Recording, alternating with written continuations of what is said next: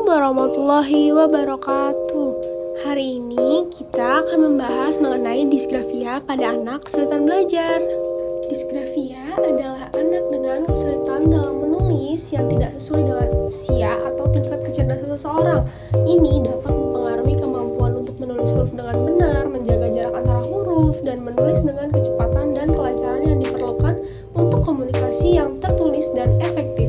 Di bagian selanjutnya ada jenis-jenis dari disgrafia. Yang pertama ada disgrafia motorik yang berhubungan dengan masalah koordinasi motorik halus yang diperlukan untuk menulis.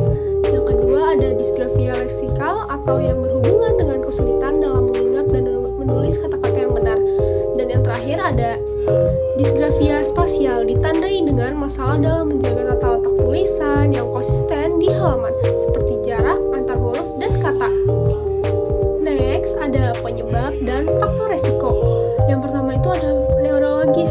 Nah, neurologis ini perbedaan dalam struktur dan fungsi otak yang terlibat dalam proses menulis. Yang kedua ada dari genetik.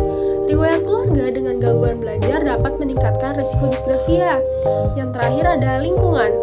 Kurangnya paparan dan latihan dalam menulis pada usia dini juga dapat berkontribusi pada perkembangan disgrafia.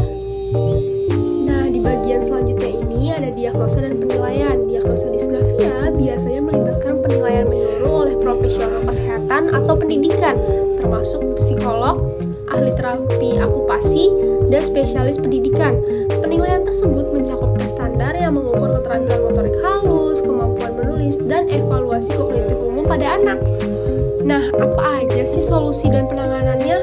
Yang pertama ada terapi okupasi, yaitu untuk meningkatkan keterampilan motorik halus. Yang kedua ada instruksi khusus, yaitu teknik pengajaran yang dirancang khusus untuk kebutuhan individu dengan disgrafia. Yang terakhir ada teknologi asistif atau penggunaan alat bantu seperti komputer atau perangkat lunak yang dapat membantu dalam proses menulis. Udah di bagian kesimpulan aja nih. Nah, kesimpulannya itu adalah disgrafia adalah gangguan kompleks yang mempengaruhi kemampuan menulis dan memerlukan pendekatan yang komprehensif untuk diagnosis dan pengelolaannya. Nah, meskipun disgrafia dapat menjadi tantangan seumur hidup, dengan intervensi yang tepat, banyak individu dapat belajar strategi untuk mengatasi kesulitan belajar dan mencapai keberhasilan akademik profesional. Terima kasih sudah mendengarkan dan menonton video ini. Wassalamualaikum warahmatullahi wabarakatuh.